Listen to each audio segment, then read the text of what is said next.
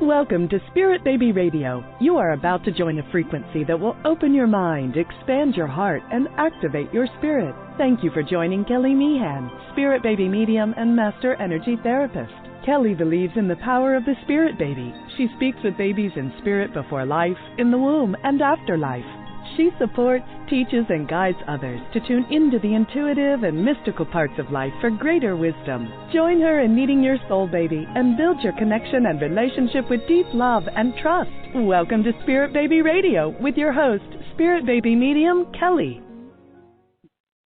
Welcome to episode 88, May 1st, 2020.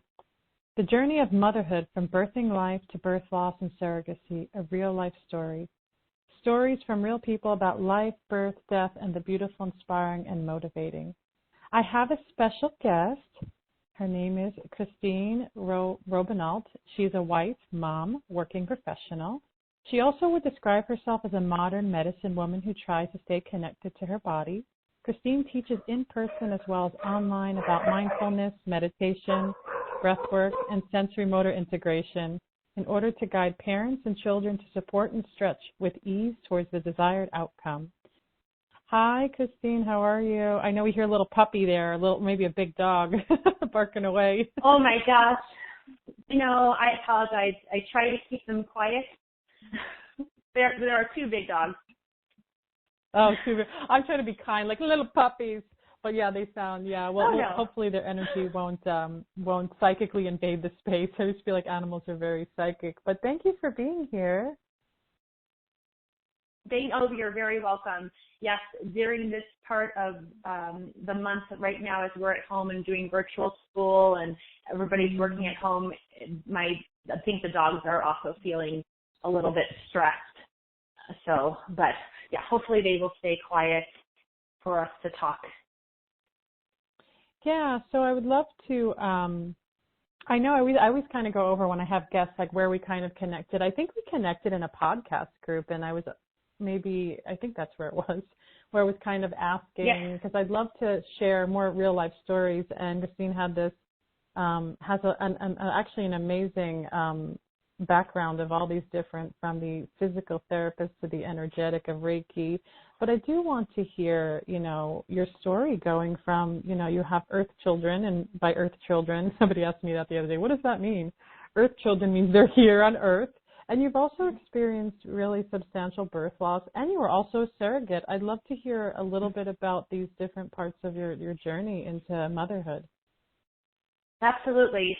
So I think, one of my lifelong dreams and ambitions was to always have children. I am the oldest of two, and, I always wanted to have that experience as well as a mother and having my own children. So as soon as we graduated college and was able to get out on our own, I really wanted us to get pregnant, and my husband didn't want that for us at first. So that was a little bit of a frustration. And during that time, I think I really, I caused myself a lot of anxiety, just having that difference between what he wanted for us and what I wanted. So that was difficult. But during that time, I did do some egg donations. I figured, if I cannot use these right now, I could donate them to somebody else. And I always laugh at this point, my gosh, this was 2004. So there would be a little girl or a little boy potentially walking around with half of my DNA right now. And just the thought of that really was, that I was able to help that family. So that's where part of my birthing and mothering journey began. We went on to have some complications, and in 2016 I did get pregnant with our first child, only to learn that her frontal wall didn't close, and went for the level 2 ultrasound, and the radiologist was looking at the image on the large screen in front of us and said that she was incompatible with life. And right now I'm imaging in my head, lying there on the table, watching my daughter on screen there. She looked like a little jackknife. in the sense that I knew even at that point that babies shouldn't look like that. So she had no frontal wall, and they really didn't give me an option to continue with the pregnancy. It was pretty much, did you want to do a D&C or did you want to deliver her? And she was 18 weeks. And I just did not feel right about doing the D&C. So it was my choice, and my husband was supportive of me, that we would go in and have the delivery, which was hard because my body didn't want to give her up at 18 weeks of gestation. But we went through the process, and I did deliver her vaginally. And we got to sit and hold her, which she was incredibly small, 18 weeks, not viable on her own at that stage. But she was able to fit in the palm of our hand, and the nurses were phenomenal, and I couldn't have asked for a better experience than the nursing staff and everybody there. But that was our first birthing experience, and really kind of set.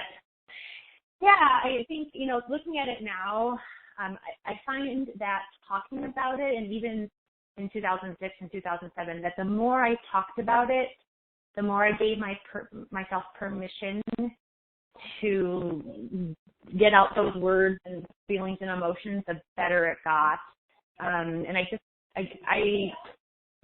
guess that's something that everybody has to decide for themselves when you go through a tragedy or a loss like that. How do you work through that? But for me, it was definitely sharing my story helped me so much. So that I love, started that. I love how you're able to find your kind of own inner connection with it, like the way you grieve, the way, it is a hard place, I hear, for women that have, if baby's not compatible with life, like what are the options? And I know some women that have gone through procedures, and I've also known women that have waited and birthed. And it's, there's not one way to do it, I feel like, and that I feel like is so important. And the choice that you have to make to go, how is this going? What way is this going to kind of unfold? And you're just kind of in it. And I do feel like it's helpful for people to hear, that connection that you have, for you, it was about birthing and being able to hold and being able to create, whatever ritual or ceremony, and even probably they're still honoring. But you said it was your first birth experience too. So how did that set it up for the rest of your other pregnancies and births? Did it feel, of course it's going to feel like nerve-wracking, but besides that, but like how were you able to work through that in that time? Yes, I tried to make that not happen again. So, meaning I tried to exert as much control over the situation as possible, and that backfired. I couldn't understand how relaxing, so we had a really hard time getting pregnant the second time. And, you go through all these tests and try to figure out what's going on and what's wrong with me. And then I came across a couple of books that led me more toward Eastern medicine and more breath work and Qigong. I did also receive my Reiki, my level 1 Reiki attunement at that time too, and started to slowly experience that the control I was trying to exert over my body and the universe was a futile. Resistance will always be met with resistance. And I was resisting really hard, and I think that was what was going on for that period of time. And it's so hard in the moment to kind of conceptualize how giving up control actually allows you to move the needle forward. But once I did come to that realization, there wasn't a struggle anymore, and we got pregnant. And he was a healthy baby boy, and we moved on from there. So then you had 2 more children after that? Yeah. So then we had the second one that was 4 years away from the first, which was, I don't know, maybe a little bit further away than I wanted, but actually a really nice space of being able to have those first 4 years with my first son, and then him being a little bit older and understanding what the addition of another sibling meant and how much he could help me. And I really, looking at it now, obviously you do what you need to do no matter what the birth order is or how much space in between. But then the second two were only 2 years apart, and that was much more challenging. One, I had 3 children, and 2, just the sibling rivalry. And right now they are almost 6 and 8 years old right now, and they still have that intense sibling rivalry, as opposed to the 4 year gap doesn't quite have that same level of position and power over the others. And I did a lot of work with Adlerian psychology as far as birth order and level of importance, and thinking about that. And that was quite a journey too, because as a new mom, even with my first, trying to kind of figure out that control piece and trying to figure out discipline and how to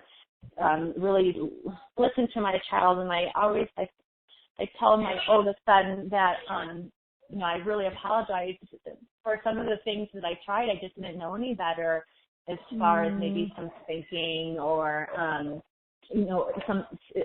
some parenting strategies that were less than effective. And again, it was all about control and how that just created more a resistance and not really meeting my son where he was at the moment and acknowledging the strengths and the good things. But I think that first experience with my first son really then helped me set myself up to know what I wanted to do differently with my next 2. And of course, you're always learning every day as new things come up. But then as I moved more into like learning about meditation and being able to kind of figure out what my strengths and weaknesses were as a mom and where my anxieties lay, helped me really, truly, the meditation helps with that a lot, to be able to create space between the impulse and the action. And then that moves directly right into what I work with the children that I work with as a physical therapist. And so I really see it all just kind of connecting the experiences I had as a young mom and as I progressed, and just learning how to help other parents better experience this whole journey of parenting, because it's not easy, and you have to be okay with being uncomfortable sometimes and not always being in control, and that has been quite a process for me to move through. I know that there's a lot of people that tune in conception and pregnancy, even birth loss, and even some parenting is too. As I hear you speaking, even about the birth order, or how do I then become a greater, better parent than my parents? I feel like we all do that. And you just, when you're saying that, it makes me think like, oh gosh, what happens to the firstborns? Because they're like the testers to all the other kids. And I joke about that because I grew up as a middle child, so I'm like, oh, okay, I only know mom and dad with another. The older one is like, what are you doing here? It's like I'm all about mom and dad are mine. But even, so you shared a little bit about, it's interesting, I do hear that with the conception struggle, of course there's so much energy involved in loss, and you talk about, the releasing of the control, or what was the word you used? Is it resilience is met, what is the word you used? With something with an R, met with the other, like you're like almost pushing resistance against each other. Yeah, resistance. I was like, oh, I never thought of it that way. It's like, yeah, resistance, like, and how to let go into it. And I want to know is, then where did surrogacy come in? What is that piece for too? Like, how did that come into your life and felt so connected to do? Yes, I think after I had done the egg donation and then experienced the loss of Marie, we did name her Marie. I felt like I really needed to I don't know, honor her in some way. And I felt like at the time I was 39, and you can no longer be a surrogate for most companies after the age of 42. So I was kind of at the end. We didn't want to have any more children of our own, but yet I was still young enough to be, to participate and to try to help another family out. So my husband and I, we talked about it, and he said, this is your choice. No one's making you do this. But I applied, and I was actually rejected by the first company because of my experience with Marie, and also because my husband and I had gone to some counseling, and which I think is kind of funny that they were penalizing me for reaching out and getting some help for us as a relationship. They saw that as a negative. But then I just thought, well, you know what, I'm going to try with one other company and we'll see. And again, let's just put it out there. And within 12 hours of having my application in with that particular company and my profile up, I was chosen by a same-sex couple in England. And we met with them for a Skype call, and they liked me, and then we liked them, so we agreed. Oh, nice. And I don't know, that was just, it was just kind of something like I felt I had the capacity to do this. My pregnancies and births were not difficult. I birthed children very well.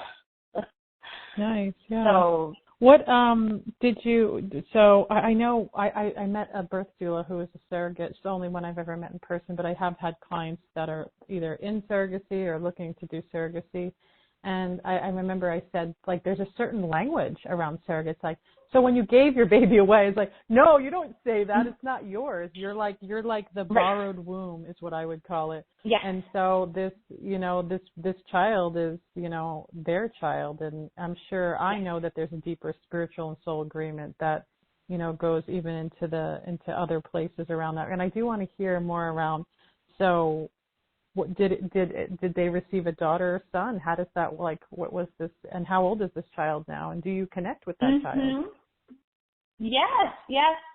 So it's a little boy, and they live in London, and we do Skype with each other. I don't know, maybe every 2 months or so we have since he was born. They stayed here for 6 weeks. They stayed here in Boulder, Colorado, and I was able to babysit him a couple of times as the dads went out and did some errands. So that was really nice to have that time. I think that the dads and my husband and I and my family, we've invited them over for dinner. So even though they live in London, when they were here for those 6 weeks, we tried to spend as much time together as was comfortable for both of us. But we had them over for dinner multiple Sundays. He's 18 months now, so he's doing very well, walking and talking some. And the dads are just over the moon to have him. And he's obviously not any part of my DNA, but I did carry him for 9 months, and we had that connection. I would actually say that I was a little bit more anxious, especially in the beginning of the pregnancy, about my appointments, only because I really wanted to get this right. I felt a strong duty and obligation to these dads that they were counting on me to deliver them their baby, and I just really wanted to do the best job possible. So I don't know, I took it pretty seriously as far as trying to stay healthy, although I was pregnant during the summer, so I had a lot of auto pops, probably way too much sugar for that little guy.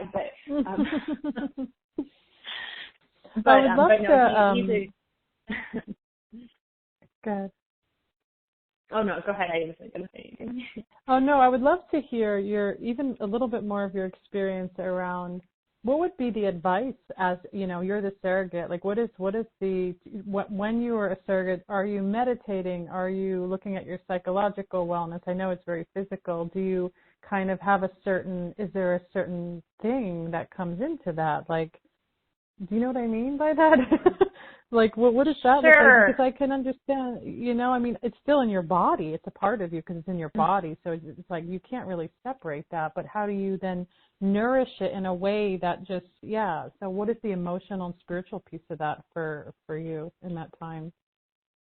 Yes, I think, I mean, obviously, with no matter what you do, whether it's your job or parenting or a hobby that you have, two things need to be true. One, you need to really want to do it, like a motivation. Mm-hmm. And two, you need to know that you can. At some level, you have to have a knowledge that you can do this.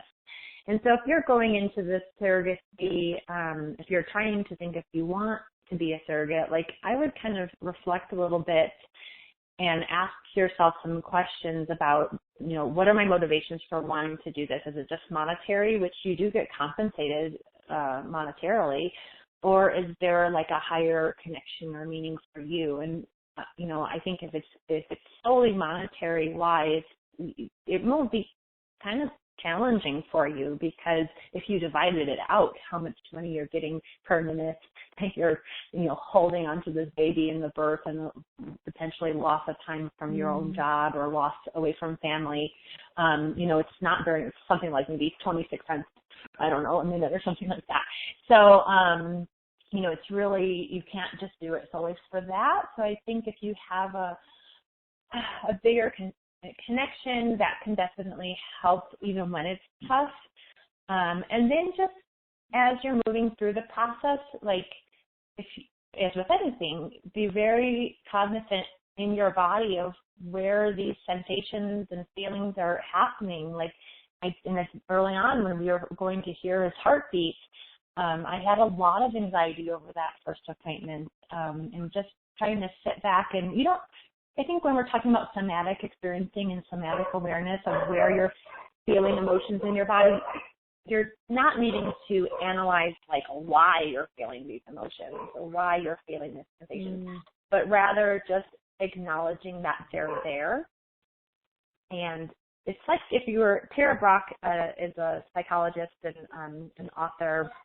She has a book called Radical Acceptance, and in that book she talks about meeting these sensations and feelings as if you were meeting a friend on a park bench. Even if you didn't really like that person you were meeting, you still would sit next to that person. You would still acknowledge that person, have the conversation that you need to have. You don't need to really understand that person. Just be present with it. Because that's where what allows you to move forward and allows you to release any sort of difficulties that you might be having with the issue, rather pushing it. If you push it away, that's that resistance piece. If you're resistant against feeling something, it's not going to go away. You might ignore it for a while. But acknowledging it, recognizing it, and for me, that kind of happened naturally. And luckily, I didn't have a whole lot of challenging feelings during that time. I knew from the beginning that my main focus was to help this other family out, and that helped me through some of those times. I always kind of go back to that. What's my passion and purpose about this? And that I was able to move through any sort of difficult emotion. I never really felt like, oh, why me? Or, oh gosh, I'm still pregnant, or, I accepted the difficulties because that's a part of being pregnant is you're going to have pain. You're going to have discomfort. So I think too, for me, just to kind of accept and acknowledge that this is part of the process was helpful. You mentioned some other things that I might have done. I think, again, like whether you're getting pregnant for yourself or if you're a surrogate, your body is like that garden. And this is what I learned from the Eastern medicine approach is, what are the things that you're going to do to nourish that soil, to nourish that environment for growing that baby. And so that's whether you're talking about nutrition, your sleep, your exercise, meditation. I mean, these are things that all of us should be doing anyway.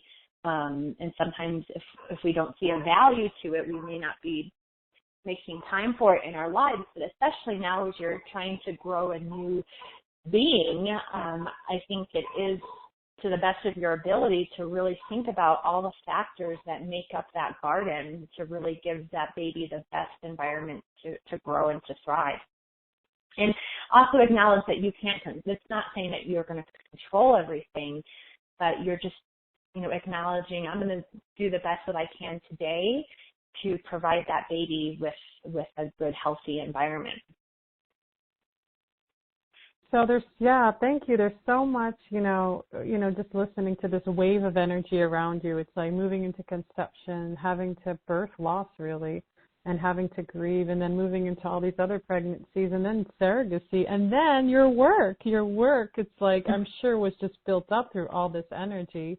Maybe you did it before, maybe I'm not really sure, but I know you said here that you're a pediatric physical therapist, certified in infant massage instruction, and you even talk about the love language for infants and child massage, sensory. I guess that's a thing. I don't know. And then level 1 Reiki, which makes sense. You have level 1 Reiki, which is like your attunement, you're aware of energy. And I would love to also hear about, I had to Google it, NMRI. And I was like, what is that? That sounds fascinating. It sounds like you do it in even postnatally, prenatally. I'm not really sure what that's about. But I'd love to hear more about, like, did you start your work before or in the middle of, like, when did that all kind of come together for you? Right. So I was a physical therapist. I graduated in 2001, and I had worked in a variety of practice settings, not necessarily only in pediatrics, because it was kind of tough where I was living to enter pediatrics as a specialty. So I spent about 10 years kind of floating around, and then when we moved to Denver, I was able to then focus on pediatrics, and this was after I had my first son. My husband didn't really understand my need to work with children. He's like, you have a child. Like, isn't that enough? But I really feel drawn. Right. Yeah. No, it's not. I really feel drawn to working with kids. I think on one level it's fun. Like, I get to be silly and I get to sing songs and play games. So on that level, it's, very just lighthearted. But at the same time, neurology is so interesting to me. The way that our brain works, the way that our brains and our bodies are interconnected, that's undeniable. And the research is now coming out more and more about gut bacteria and how that affects our brain and our mood. And I think just like thinking about it conceptually, yes, why wouldn't that be the case? And I think that in the Western medicine world, and just in Western culture in general, we pride ourselves in thinking that our bodies and brains are actually separate, that I can do something with my body even though my brain is telling me no, or kind of giving me warning signals that this is dangerous, or I'm not comfortable with this, that I can will myself past that. Or in school, that you can use your wizard brain, don't rely on your lizard brain. And I think that that's kind of dangerous and kind of not being actually very responsible, because those warning systems, that lizard brain that we have is actually very important. And if we ignore that, we are missing out on so much information. And so this was a process that I've gone through, like first and foremost for myself. So I have always acknowledged that I have been a little bit more immature emotionally. So when I was younger, I would cry at everything. And it didn't really matter. I was just crying all the time, and I couldn't tell you why. I couldn't tell you how I was feeling. One of the most profound examples was I cried at everything, especially in school. But my best friend's mother died of a brain aneurysm at 16 when my best friend and I were 16. And I went to the funeral, and I didn't cry. And I didn't know why at the time, but I had this like feeling of what's wrong with me? Why am I not like just physically showing how sad I am right now. I cry over everything else. But that was like a wake-up call, again, not like maybe something that I acknowledged exactly what was going on, but that this crying is more of a reaction. It's not really understanding a feeling or being attuned to how I'm feeling. I'm just reacting to the situation and feeling overwhelmed, and that's the crying was just my way of getting that out. So fast forward through school and through life and realizing that actually I have a pretty anxious attachment style, and it doesn't take very long for me to reach that threshold where I shut down, I freeze. And I couldn't understand that either. And the more I did about reading and learned about attachment styles and learned about different love languages and all of that, I realized what all of this meant. And then learning about the MNRI, so that stands for Masatova, which is the woman's name who developed this system, neuromuscular reflex integration, understanding that all of us, and all beings really, not just humans, but especially humans, from about 11 weeks of gestation for human beings, we begin with these primary movements as well as we develop these primary reflexes that help us keep safe and survive, but also lay the foundation for more advanced, more coordinated movements, thoughts, emotions, sensory awareness. And as I started learning more about how that works scientifically, it made a whole lot of sense of what I experienced myself. And even just thinking about like the practice of yoga. So, 2,000 years ago, the writings of yoga and the 8 limbs of yoga, it's not just about the asanas, but how this all fits together and how it's not just about like what you learn, but it's also about your experience. So thinking about that and thinking about, well, what if your experience is kind of clouded, or your vision of what is happening really isn't what's happening? Like, where does that go? And what about the kids that I work with who aren't verbal yet, or even some of the adults that I work with who don't have words to explain how they're feeling, and yet they go into these same protective responses. So how does this all fit and relate to each other? And so I kind of come up with this 4-tier system of thinking about like our capacities as human beings and kind of molding all of this together. And it does truly begin with the reflexes. So whether if you're an adult and you find it hard for you to deal with certain situations, or you find it hard to tolerate certain taste or smells or sounds or whatever, like, we are sensory beings. We learn information from our environment, and we learn it 10 different ways. And if we're thrown out of a state of calm and alert, we're no longer able to listen or learn. We're right back into that reflex pattern of protection and survival. And you can't do both at the same time. You can't grow or learn and protect and survive. You're either doing one or the other. And so really what we want to be doing, no matter what stage of life or what you're working on, is to keep yourself in that state of calm and alert, and keep yourself in a state of being able to accept information from your external environment as well as your internal environment, your hormones, the neurotransmitters, and allow that to keep moving you forward toward whatever goal you have. But also just kind of being able to be reflective about, okay, when I'm not feeling safe, acknowledging that and seeing, when you're in the thick of it, when you're like in the middle of the forest, you can't see the forest from the trees, it's hard to find the right answer. It's hard to find your way out. And Marie Forleo has an example of a flashlight. Like, if you're looking at that flashlight yourself, you can't turn it You can't see your path because you're like staring at the flashlight. But if you turn that flashlight outward and focus it outward of yourself onto some other situation or some other person, you often will then be able to see your path. And I think that's, really powerful if you are feeling stuck right now.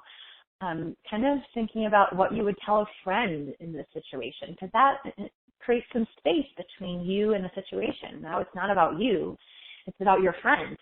And are you able to find the answer more quickly that way? I do that all the time. I'll talk with my families that I work with in pediatric therapy about a solution to the problem that they're having with their child. And I think to myself as I go home that night, oh my gosh, that's the answer of what I need to do for my kid right now.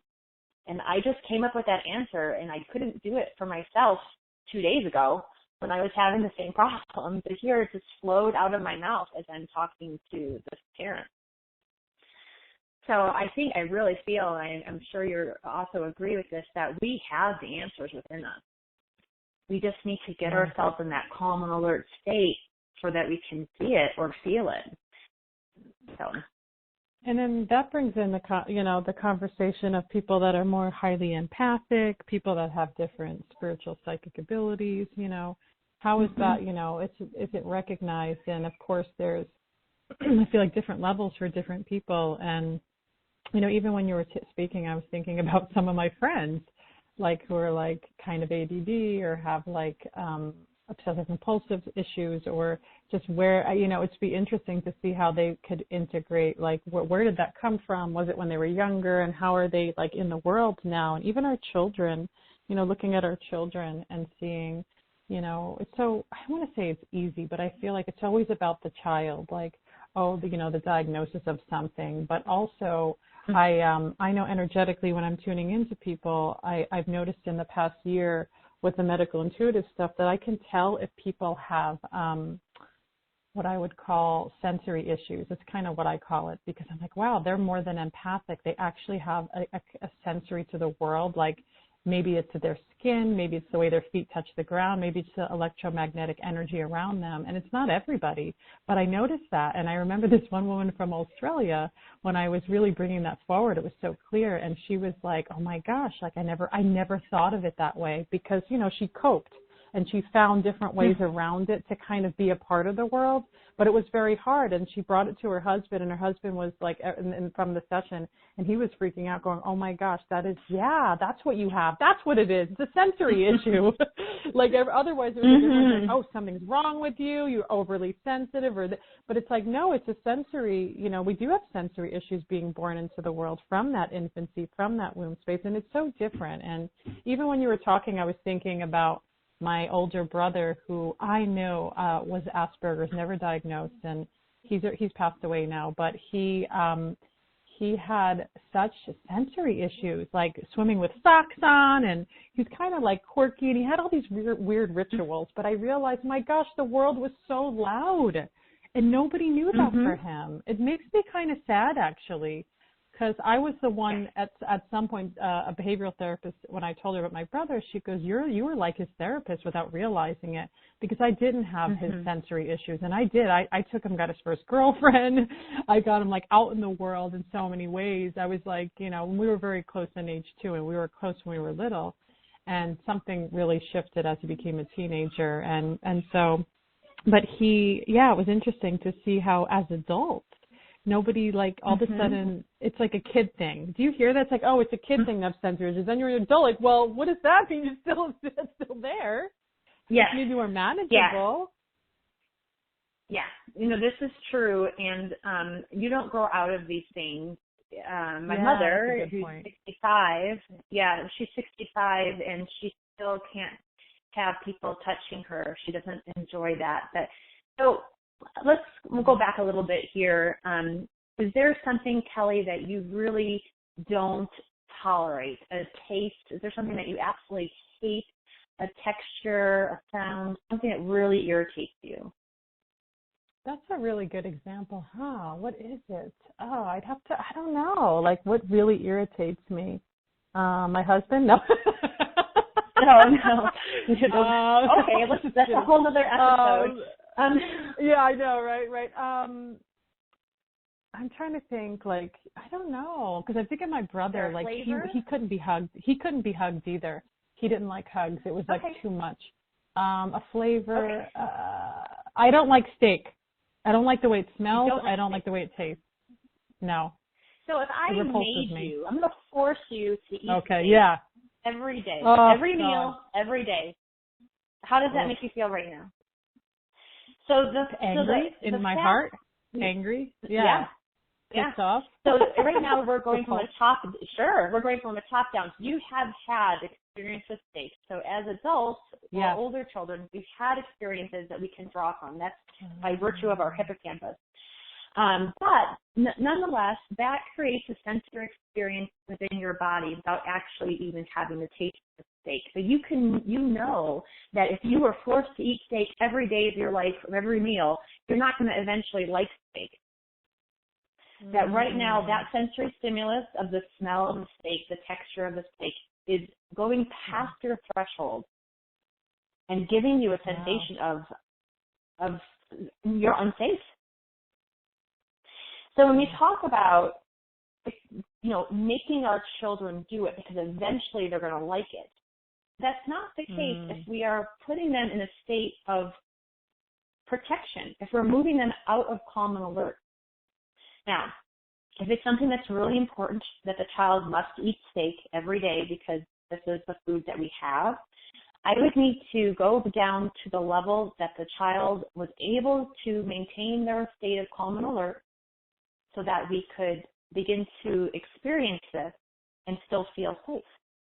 And that's where MNRI comes in, because I can help directly improve this, whatever primary reflex is going on that is not allowing the sensory experience to make sense to the child or to the adult. We can work at that level specifically so that we can start to allow that sensory experience to feel safe to you. There's about 25 different primary reflexes that at one point they served a purpose, that if we're still getting hit to that threshold, whether it's a taste, a sound, a texture, whatever, and it's throwing us into the state of protection, that's not allowing us to move forward in our world safely or being able to learn. So, and this is no different. I mean, we try to override this as well-educated or adults.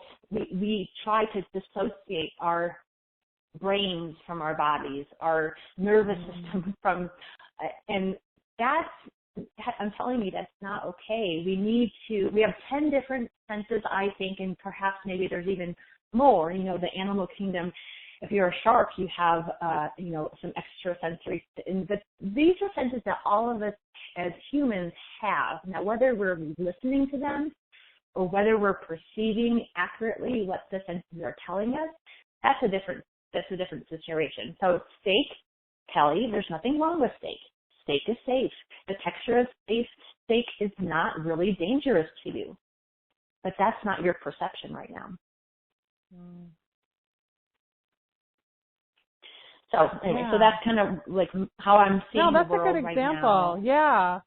I mean, that makes sense, because then if you're looking at a child, who doesn't have a reference yet for that, and then their maturity of their cognitive and brain's development is so different. And I know when I worked with as an infant early intervention and an infant development specialist, I remember learning 0 to 3. It's like a lot of parents didn't really understand that, because we have a different brain that we come in with and an expectation.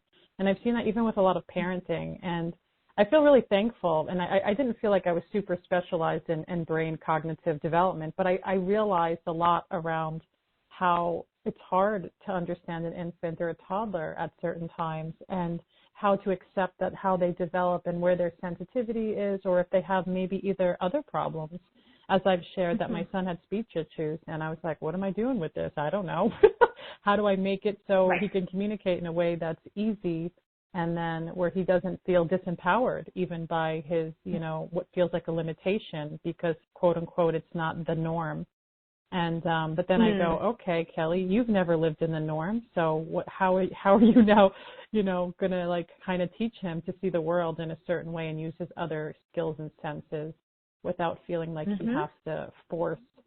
I felt like for me, I was forced to go, you have to learn their way. And I couldn't, and I tried and I couldn't. And year after year, no one was like, okay, maybe you should learn your way. Let's teach you your way and you'll be good. But I had to have a lot of, I guess we'll say, trial and error to be nice about it. A lot of failing and achieving. But I feel like, just that's so great, the MNRI and all this stuff. I feel like when you were talking, and you may laugh about this or not, I was like, she's like a saint. I was like, there's some energy about you. It's like all the children are like coming in so many different levels, not just into your life as your family, but into your world. Just like you're like the magnet of like helping sensitive beings and infants and parents in certain ways. And it's actually quite beautiful and amazing. And I'm so glad that what you do and the energy of your work and have allowed you to be there. And it's not like, again. The moderator has left the conference.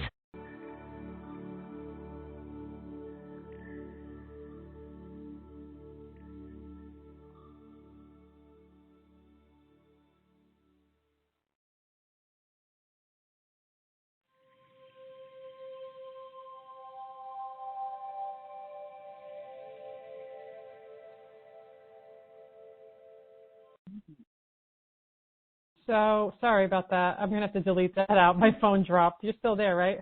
Oh, I'm still here. I'm like, okay. Yeah, because I'm going to have to go back and delete it because it's going to say the moderator left. It's okay. As I was saying was talking about, just the work that you're doing and how beautiful and helpful it is. And I'm really glad that, not that you've had hardship, but you've had hardship. And you've seen just the different, expansive, really pieces of life, of creation. And then now, I love your excitement because I can hear your excitement for learning new things and how you're integrating that into the services that you provide. But we're just kind of coming to the end, but I would love for you to share maybe your website. I know we talked earlier, even about your podcast, what that's about and how people can find they can tune in and listen. Sure. We can do that. I think the podcast is useful, for sure. So my podcast is called Dyslexically Successful, and I myself am a dyslexic learner, although I didn't realize that I was until I was about 34 years old when my oldest son was diagnosed with dyslexia. And so through the experience of him having difficulties in school and understanding how to read, I then did some research on what that might be and came across dyslexia and realized that all the struggles that I had in school and the anxiety that I felt around learning was because of my own dyslexia. And I was not ever remediated, and yet I was able to graduate third in my high school class and went on to get my master's degree. And how much work I had to do and how much effort I had to put in, and just kind of had to come to terms with that I do learn differently. And I just thought that I was a kinesthetic learner.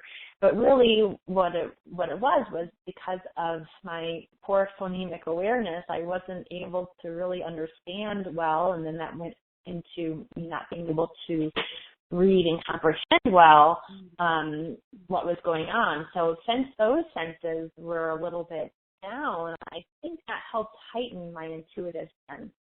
So I think we see this a lot. If someone's blind, their vision may not be giving them very good information about their environment, but what does their body do naturally? It heightens some other sense, whether it's a sense of smell or perhaps hearing. You think about someone like Stevie Wonder, who is blind, but yet has this incredible ability to play music. So I think naturally when something is working under par, our bodies overcompensate with another area. And, talking about briefly that our 10 senses that I acknowledge, 5 external senses and 5 internal senses, one of them being your intuition. And I do think that everybody has it. But again, just like your sense of taste for steak is not, you don't like that. So you avoid eating steak. So you don't really develop an improved taste for steak. So if someone doesn't like the way that their intuitive sense is telling them, or it's perceived in a negative way, you're not going to really hone those skills and hone that ability to perceive the world that way. And I think that is my strength. And I attribute that, I say I have a podcast, the Successful Podcast, because I want people to understand that even though you're dyslexic, or even though you might have a neurodiverse brain, so it could be ADHD or autism, that is the label that you're being given, that you have a different way of thinking, that should be celebrated, and your successes are not in spite of those differences, but they are because of it. And I, over the past 4 years especially, have really owned that I'm not afraid to say I'm dyslexic. It's right there on my LinkedIn profile. You know, that it is who I am. I am a dyslexic learner. And yeah, that might mean that I'm not going to take in information from my environment the same way. I'm not going to learn as much reading as my eyes, but I do learn incredibly well listening. And so that if I really wanted to get better at reading with my eyes, I would have to work at it. But then I guess I choose to work on the things that come a little bit easier for me, and kind of listen to those things. And that still is allowing me to meet my needs and serve myself and my family. So, you know, Dyslexically Successful, I interview people who are adult dyslexic learners who have followed a similar path of struggle in school, that have learned whatever their dyslexic strengths are, and because of that, they've gone on to be successful in their life, whatever that might mean for them. And I just really want to kind of share that story for the other people who maybe aren't sure quite yet what their dyslexic strengths are, or if they have children who are dyslexic or with autism or other issues that they're struggling with right now, that they can know that things do get better, that people do find their way, and that we as parents, as community partners, can help support them through this and really help them identify where their strengths lie. So wonderful. Thank you. Thank you for being here and sharing your wisdom. Of course, yeah. And if you guys wanted to find my podcast, it's on like 8 different outlets, including Apple Podcasts, Spotify. So you can just search Dyslexically Successful. It's the only one that has that silly word in it. I love it. It makes sense. Well, thank you again for joining episode 88, May 1st, 2020, The Journey of Motherhood from Birthing Life to Birth Loss Surrogacy, a Real Life Story. This is Spirit Baby Radio. Thank you for joining Kelly in the energy of awareness, love, healing, and soul communication. Please join the next episode at www.soulbabycommunication.com.